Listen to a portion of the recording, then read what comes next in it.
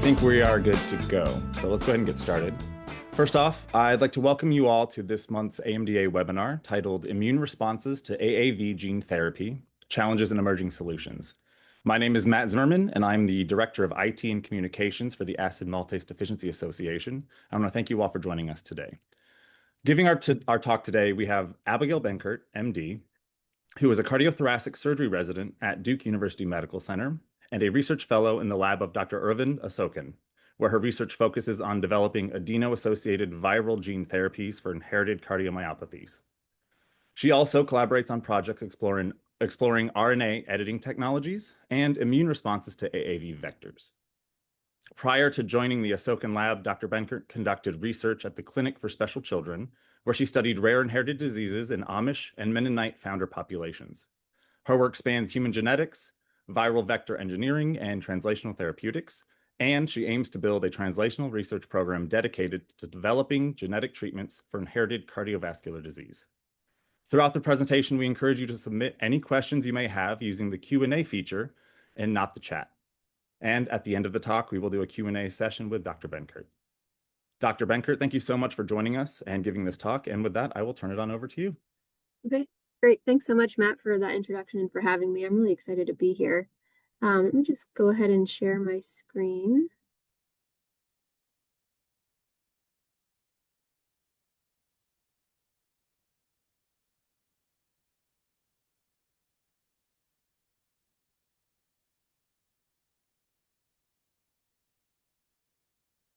All right.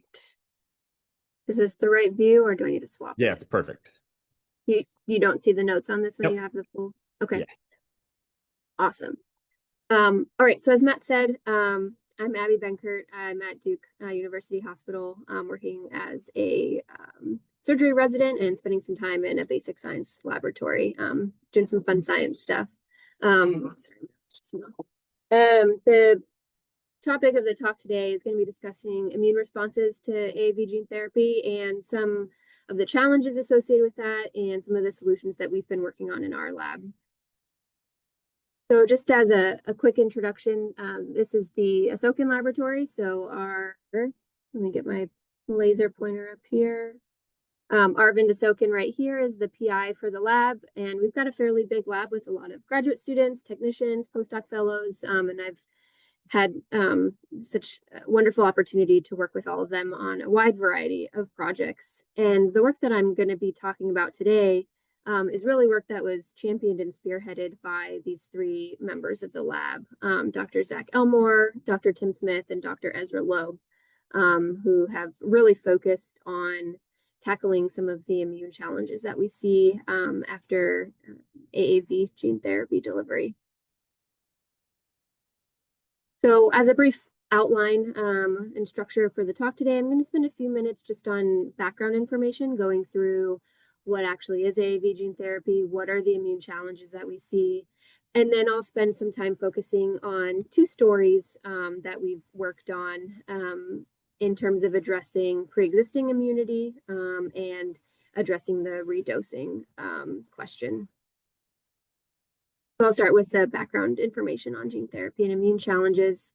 And I know this is probably a review for all of you here, but just want to make sure that we have a solid background and shared understanding of what we're talking about today. So as you all know, genetic disease really stems from changes in the genetic code within our cells. So our genetic code is written in DNA, and then that DNA is transcribed into a messenger code called mRNA, which is then translated into protein. And the protein is really the functional workhorse in the cell. That's what's doing the cell work for whatever that particular protein is responsible for.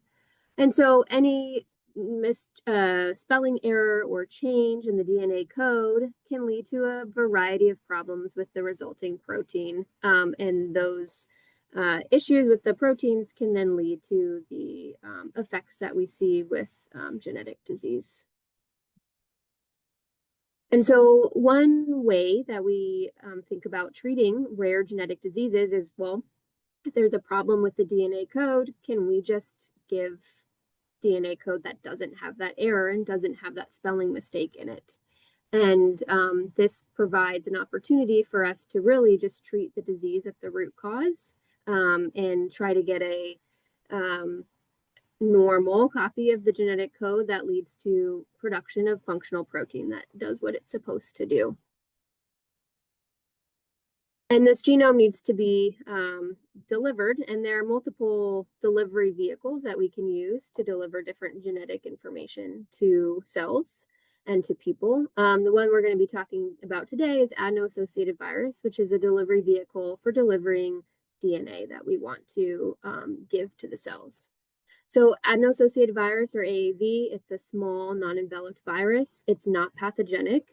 It's in the family of dependoparvovirus. So dependo meaning it needs help of another virus in order to actually cause any sort of pathogenic or harmful disease. And in order to infect, there needs to be another virus that is co-infected along with it. So we generally think of it as a pretty safe delivery vehicle for using for gene therapy. And this is the general structure of AAV. So it has a genome, so it has coding DNA sequence within it. These just are the genes that are required for the AAV, but they're not actually necessary and can be removed and swapped out with the therapeutic gene that we're interested in delivering. And this genome is all enveloped and packaged within a protein coat called the capsid. So you'll hear me talk about capsid several times throughout this, and this is just really the delivery vehicle for the DNA and the genome that's inside of it.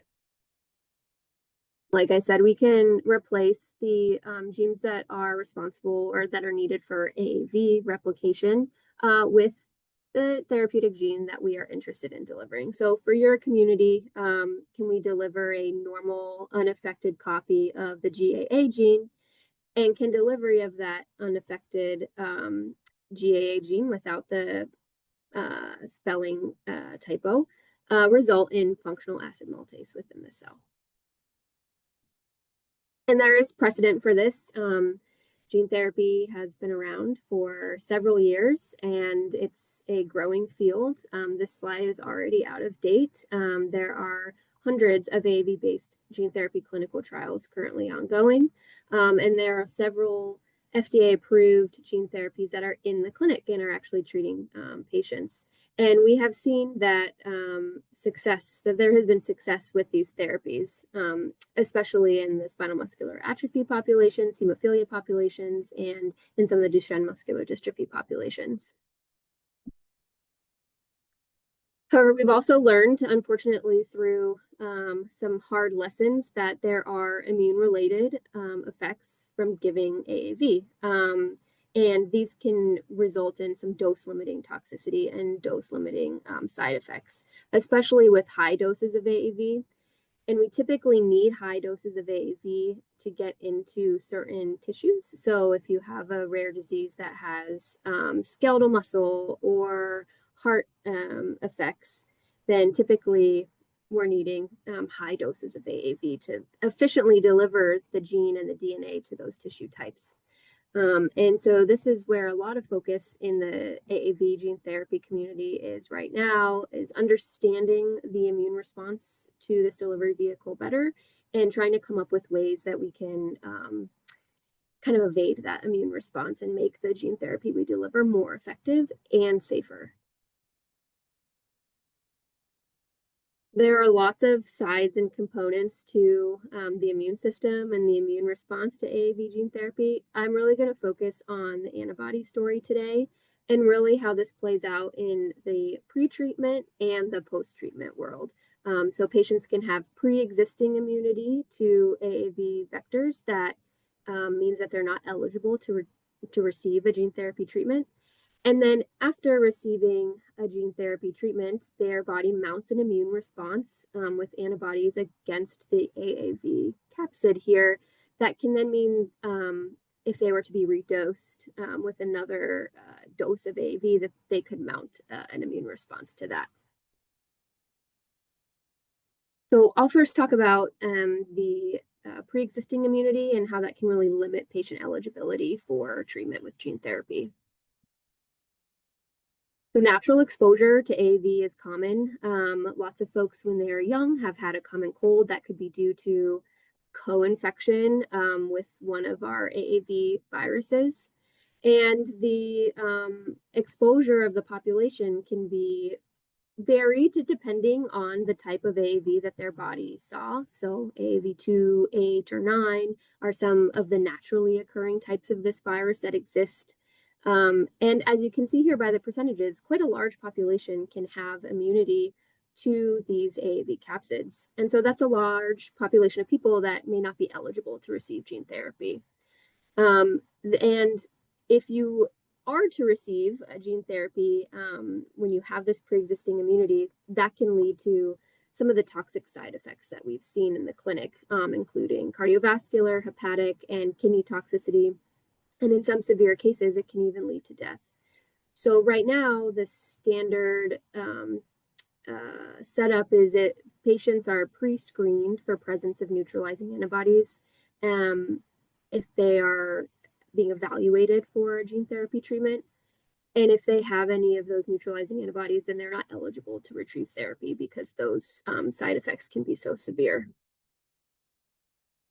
And then the second side of the coin is the acquired immunity. So when we actually give an AAV gene therapy. So this is a little bit different from just, encountering AAV naturally throughout your lifespan. This is when we're giving, high doses of an AAV gene therapy. Your body's going to mount an immune response to that. This is a little bit of a complicated slide here, but the main point is, number one, the immune system is very complicated. There are lots of facets and systems that play into the immune system. But, when our body is seeing an AAV gene therapy, so the capsid, even the DNA that we are delivering, the protein that's made, our body sees that as foreign material. It's not self-material. So our body mounts an immune response to try to keep us healthy. This can happen really quickly with some very ancient immune systems like innate immunity. I'm not really going to focus on that today. And then this can happen over more of a long-term response of our body developing antibodies that specifically recognize these foreign particles and remove them from the body. So this humoral immunity or antibody response is really what I'm going to be focusing on today. Okay, so that was like the brief background to immune responses and challenges that we have with AAV gene therapy. And now I'm going to tell you a little bit more about the science that we've been doing in our lab and two stories on approaches that we've taken to deal with antibodies that can be made from AAV. So number one, can we remove any of the pre-existing antibodies that exist in the population to open up the eligibility pool to receive a gene therapy? And number two, can we engineer the AAV capsid so that our immune system doesn't recognize it and be useful in a redosing context? So I'll start with the first one, dealing with pre-existing antibodies. There's some key players for you to know. There are several different classes of antibodies. I'm really going to be focusing on IgM and IgG. IgM is the early responder. So this is the first antibody that's produced when your cells see a foreign antigen, piece of the capsid or transgene or what have you. And this is a very large antibody. It binds up to 10 different sites of that foreign material, and so has a pretty high avidity to that. And as you'll see in the next slide, it's can also trigger something known as complement activation, which I'll get to in a little bit. But so IgM, early responder, its role is to rapidly protect you during the early stages of infection. And then we have a long-term protector, IgG. So this is produced a little bit later on in the immune response. It's a little bit smaller, and it is the most abundant antibody that we have circulating in our blood and in our tissues. And this is what provides us with long-term immunity and immune memory. So these are the two key players that I'll be talking about today. And then the third key player that I alluded to in the last slide is complement activation. So IgM can recognize and bind the foreign material, the capsid of the virus, and then can recruit something known as complement protein. And what complement protein does is it coats and surrounds the AAV, and it breaks it open, and it basically kills anything that it like surrounds. And so that can really reduce the effectiveness of gene therapy if you're having complement activation of your capsid in your genome before it even gets into your cells.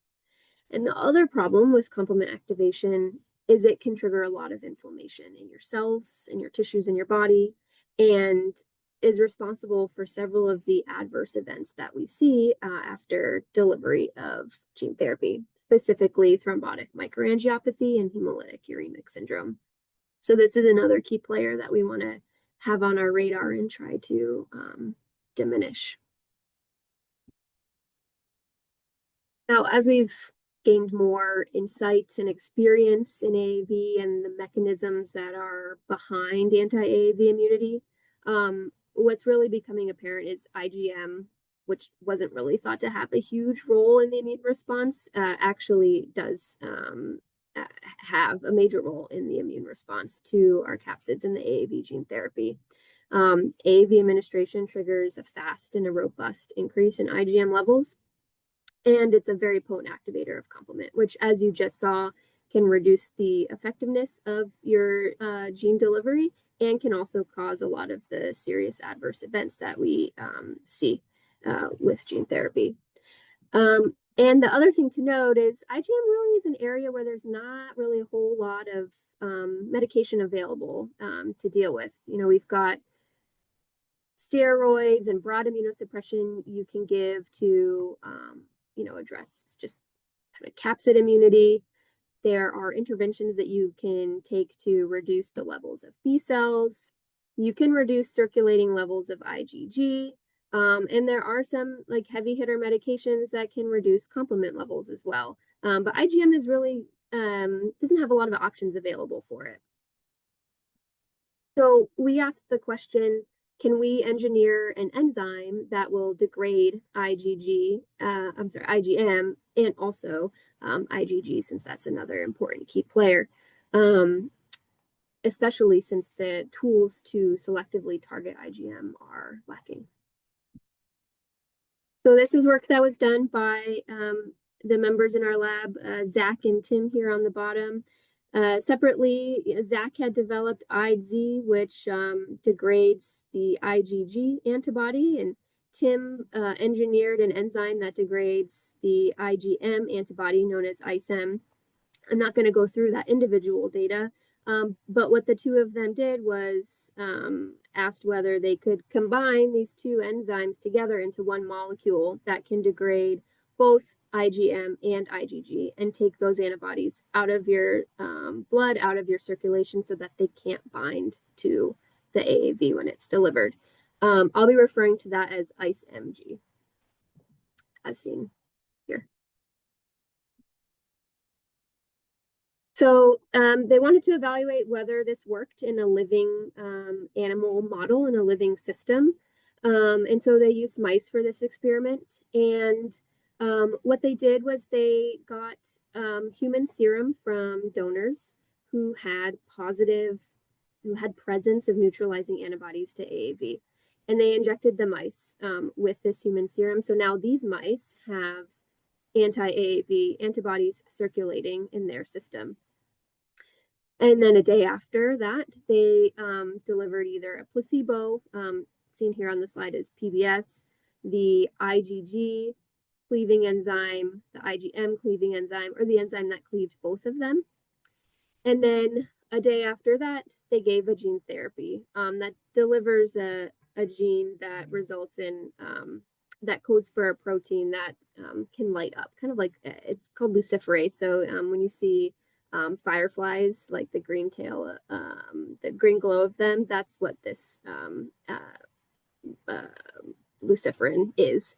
And we're able to detect that with a plate reader, just looking at the levels of the brightness of that luciferase expression. And what they saw was, if you look on these graphs here, looking at heart and liver tissue, just as an example. The y-axis here is the amount of luciferase, or the gene that was the protein encoded by the gene that was delivered, that's created. So if you have better AAV gene delivery, you are going to have higher levels of luciferase here. And then you have the conditions on the bottom. So placebo in just a normal mouse who was not given the human serum, and then mice who received the human serum and were treated either with placebo and the different enzyme, the different immunoglobulin cleaving enzymes.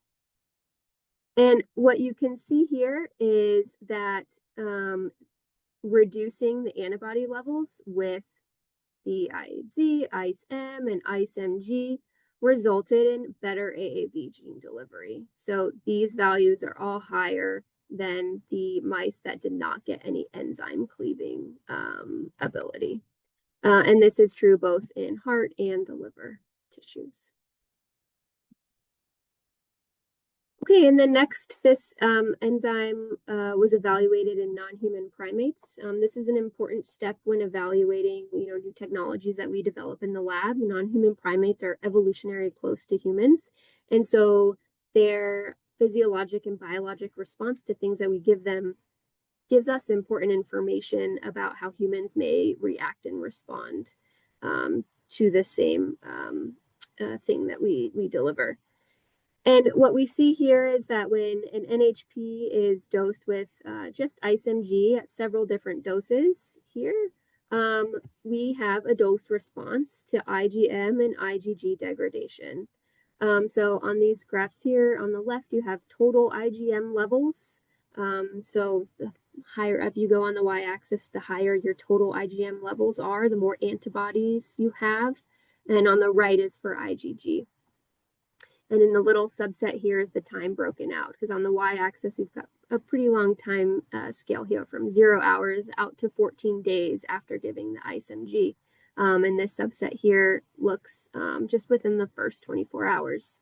And you can see that within the first 24 hours, our total levels of IgM and IgG really decrease.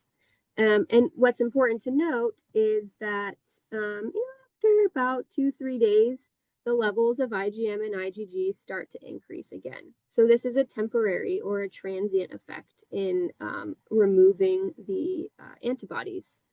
And this is important because the ICE-MG is not only selecting or degrading the antibodies against the AAV capsids, it's the IgM and the IgG in all of the IgM and IgG in our body, which are important for our immune response. That's not something you want to take out long term. But this maybe gave us the rationale and the thinking that potentially we could treat patients who have pre-existing immunity to AAV a few days prior to a dose, just long enough to suppress their levels of IgM and IgG antibodies, treat them with the AAV, and then a few days after their antibody levels will increase again, and they will not have a permanently altered immune system. Okay, so we evaluated this technology first in the mouse and then in a non-human primate, and then we looked at human serum. And we did several tests looking at the human serum. The one I'm going to show you here, since I haven't really touched on it, is evaluating how ICE-MG affects complement activation. And so we took human serum just from random donors. And on the left here is we can artificially activate complement. And you can see the response here. So we measure C3a, which is a component of the complement pathway. So if your levels of C3a are high, that means that you are activating complement. You are having a robust immune response.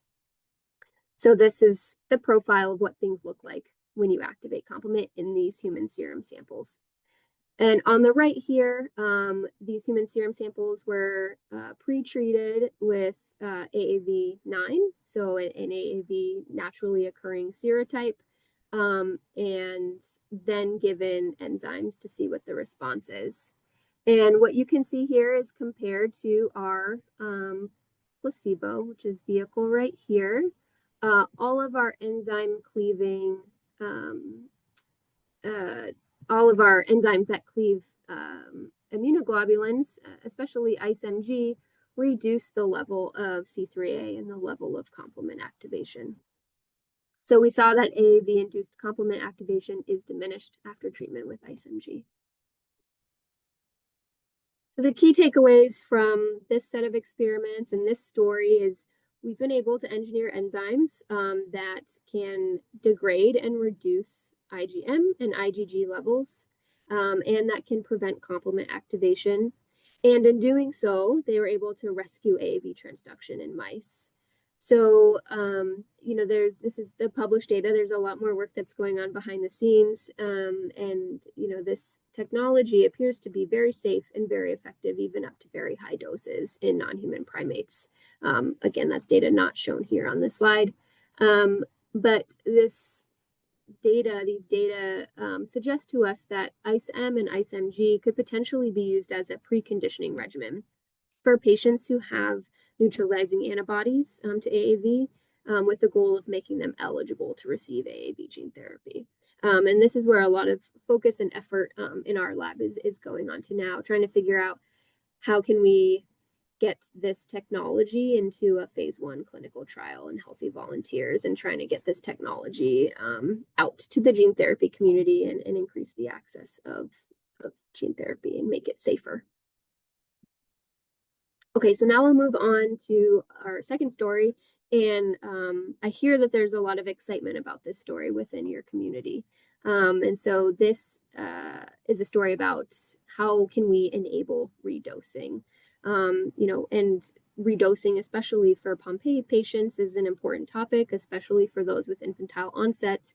As the child grows, there can be dilution of the gene, the GAA gene that was delivered, and then the gene therapy is not as effective anymore as it was originally.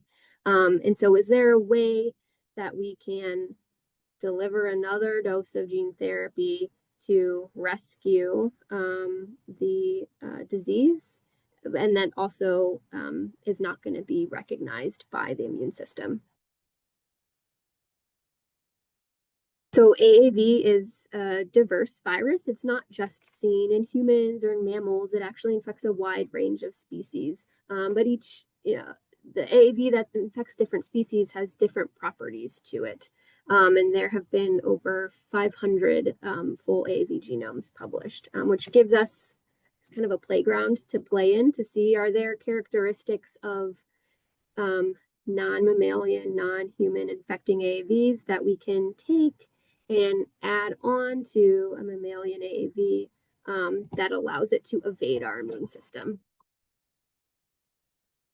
This is a similar slide to something that I showed you earlier, but something important to note that for patients who have pre-existing immunity or immunity after receiving a dose of gene therapy, there's a lot of cross-reactivity between the mammalian AAV capsids. So, all people who received AAV2 may also mount a robust immune response if they get AAV8 or they get AAV9. And so that really limits the ability to redose the current tools, the current AAV capsids that we have. So we asked the question, can we leverage the diversity of all the different AAVs that we see within the phylogenetic kingdom to engineer a capsid that really evades the human immune system? And this would be either from, natural exposure. So this also addresses, pre-existing immunity, but where we really thought that this could be very useful is in the setting of redosing in folks who have received a prior gene therapy AAV dose.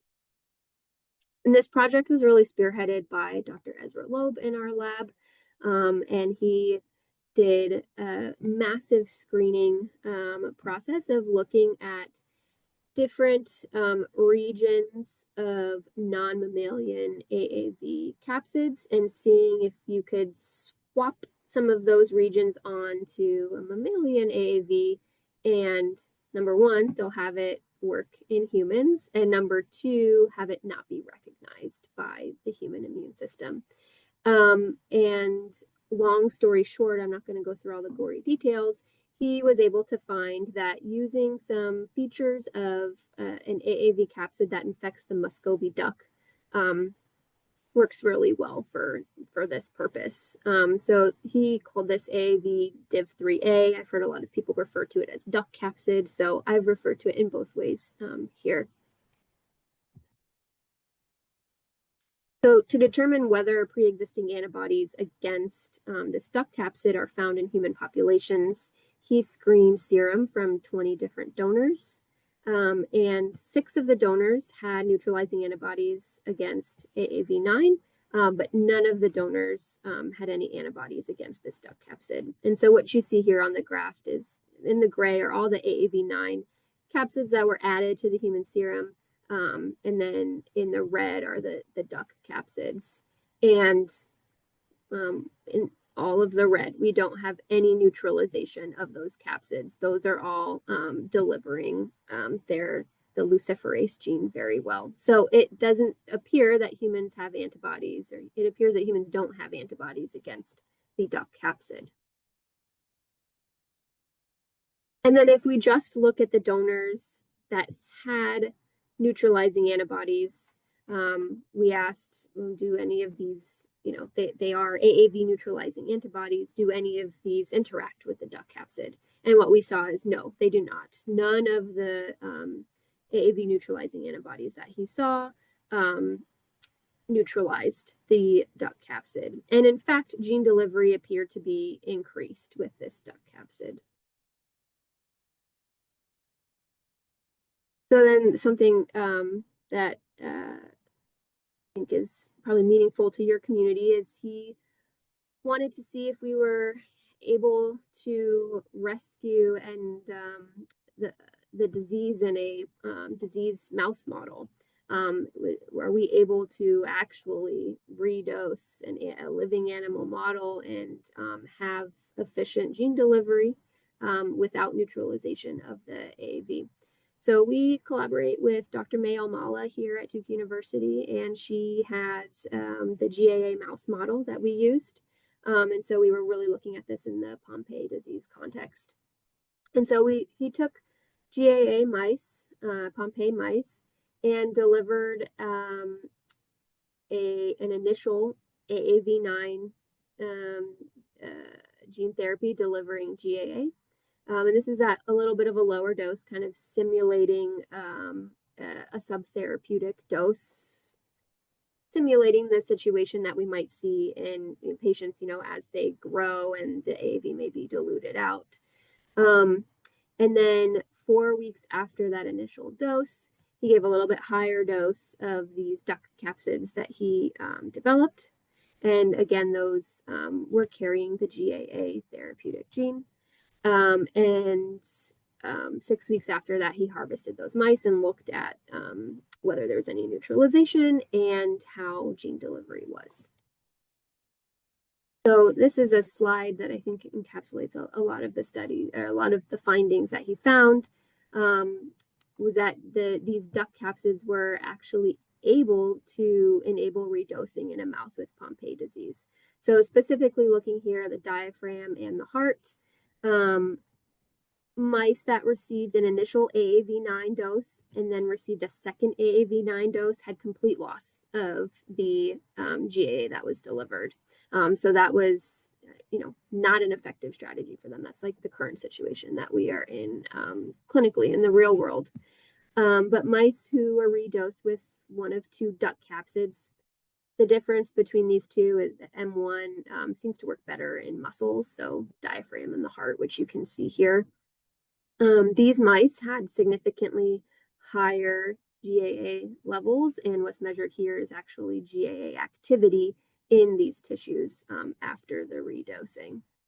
And what we saw was redosing with this M1 muscle-specific capsid increased the GAA levels 9-fold in the diaphragm and 7-fold in the cardiac tissue. And I don't show the data here, but these obviously were not neutralized by any antibodies within the mice, and that's why we were able to have efficient gene delivery with redosing. So the key takeaways from Ezra's project, the DIV3A or the duck capsid efficiently evades pre-existing antibodies and vector-induced immunity. And he was able to do this by swapping a portion of a duck AAV onto, human AAV. And in early results, redosing with this capsid really increased GA levels in a Pompe disease model. And so we're thinking that this technology may enable redosing of AAV gene therapy. There is a lot more work that's still to be done. So this is, early results in a mouse model. This still needs to be evaluated in larger animal models like non-human primates, to see if these capsids would even work in humans. But so far, results seem to be encouraging and promising.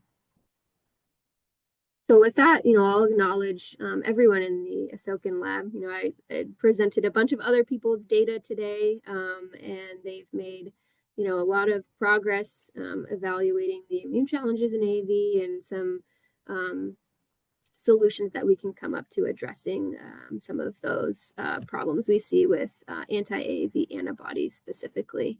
And then if you guys have any questions, I'm happy to take any of those. Thank you so much. Wow, thank you. That was some really exciting work you're doing.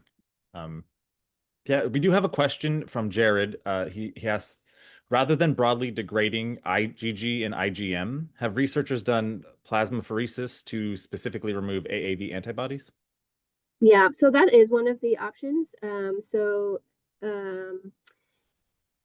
There are ways to remove, circulating antibodies. Plasmapheresis is a lot more invasive. It requires putting in pretty large IVs in order to actually remove your blood circulating volume is removed from your body, put through a machine that removes the antibodies and then returns the blood to your body.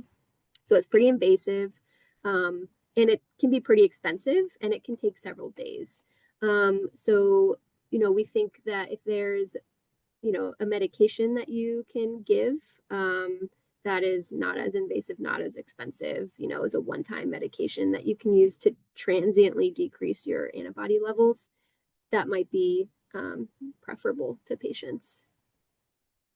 Yeah, but good point. Can you describe a little bit of the process of how you guys engineered the enzymes, the IceM and IdeZ? Like, what did that look like? So a lot of this was done on kind of like the protein database mining side of things. So there is an enzyme that degrades IgM, I believe, in the pig.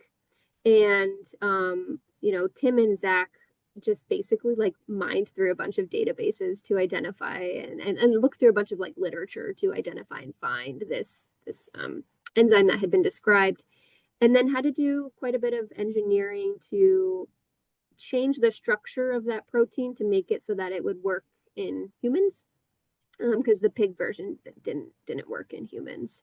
So that was mostly done with computer modeling, seeing okay, if we change, this part of the protein here, how does that change the structure? Does that better recognize human IgM? So that's where a lot of the work was done on the computer. And then they received, top hits from their computer modeling and actually just tested them on the bench on the wet lab to see what worked best. Awesome. Brian asks, what if your body doesn't accept the gene? Are you not able to get another one? So there are times where, your body can mount an immune response to the gene that's actually delivered. And, you see that in some cases where the disease is because the error in the genetic code results in basically the protein just not being made at all, right? So your body is not really exposed to that protein. There are some cases where your body mounts an immune response to the transgene that's delivered. And as of right now, I don't think we have a great way of solving that problem. But that's something that folks are definitely working on. I think the other thing is, as a community, I think we thought that that was going to be a much larger problem than what we've seen in the clinic. We've seen folks who have these, loss of the protein still being able to tolerate it. Again, that's not everybody, and it, is still a problem that I don't think we have a great answer for right now. Okay. George asks, could this make it possible to be in more than one gene therapy clinical trial in the future? Because right now you can only be in one. That's a good question. I don't know about all of the regulations around, clinical trials. Usually those are, pretty heavily monitored. And, I'm not sure. It makes it challenging if you are enrolled in several clinical trials to know, if there's benefit or if there's a side effect, like which product that's coming from. But if you're talking about like maybe sequentially in time, then yes, I mean, we're hoping that eventually, this technology gets to a place where we are able to redose people. So if they, for example, received a gene therapy in a clinical trial a few years ago and it just didn't work for them, which is the case for some of the products that are on the market today, are they then eligible for a trial in the future? Right now, no, but hopefully with some of these technologies and other technologies that folks are developing, that becomes a possibility. Awesome. And are there any other questions anyone might have? While we have Dr. Abigail Benkert here with us. Okay, we just got one in. Scott asks, what causes the GAA after gene therapy infusion and modulation to liver is successful in creating abundant GAA, but doesn't enter the muscle cells to clear glycogen? Yeah. So some of that has to do with the AAV, like delivery vehicle that is being used. So the capsid itself, and how we design the genome that delivers the GAA gene can really influence what tissues that gene gets delivered to. So some capsids are really good at getting to, most capsids are really good at getting to the liver. And so the liver is getting that GAA gene and is able to make the enzyme. Whereas it's historically, and it still is a challenge to get capsids and gene therapies delivered to muscles themselves. And so that is a whole other, I touched on it a little bit with Ezra's work at the end, trying to get a capsid that more efficiently delivers to muscles, but it's a whole other area of engineering and design to improve, gene therapy's ability to actually, treat muscle.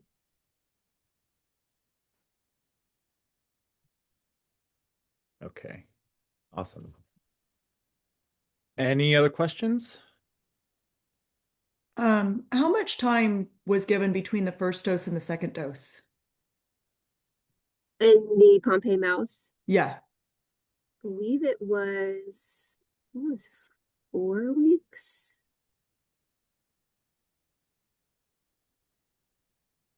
Let's go back. Well, my slides are frozen. I'm pretty sure it was 4 weeks. I can look it up. Yeah, sorry, my slides just Oh, no, froze you're, on me. you're Oh, okay. and stopped. Sorry about that. Yeah, so I'm pretty sure it was 4 weeks, may have been 2, but Okay. long enough for there to have been development of antibodies. Okay, and then how much time have you tracked beyond that, like for the GAA expression, like after it's been given? Like what's the time period you'll have is So Ezra looked fairly at, new. yeah, so Ezra looked at 6 weeks after that second dose, and he hasn't gone any farther out in that. So it's Okay. been, yeah, the initial dose at, time 0, redose 4 weeks after, and then take it out and look at expression up to 6 weeks afterwards. Okay. So we definitely need to do more studies. Not only, Right, this is new.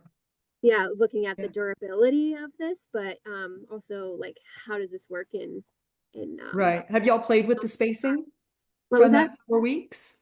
Can you like explain to us like why you chose the 4 weeks? Did you see? That's a really good question that I can get back to you on. I'd have to Mhm. touch base with Ezra about why he picked that particular time point. If he had done any like preliminary pilot studies, Right.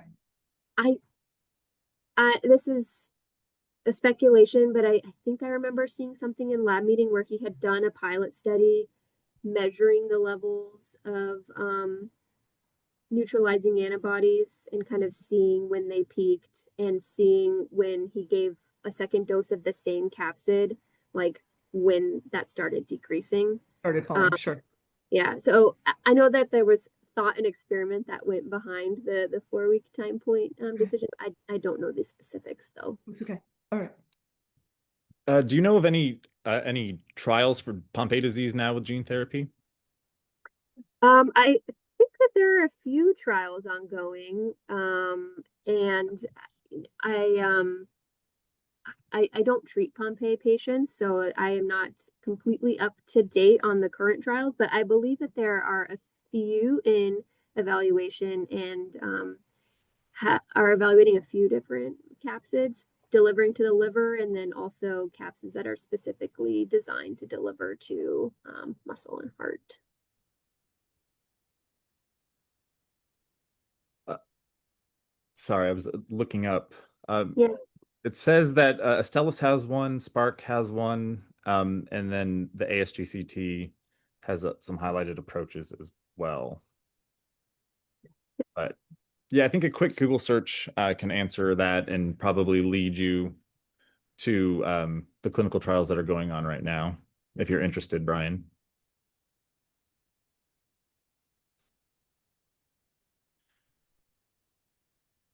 All right. Are there any other questions?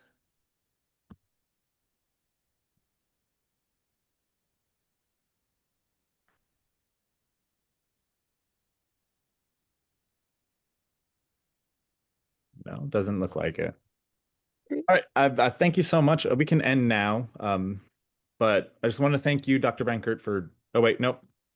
Yeah, never mind. Someone just said it's been exciting, and thank you for providing this for us. And I agree. Very exciting work you're doing, and thank you for talking with us today. This will conclude today's webinar, and with that, I will see you guys next time.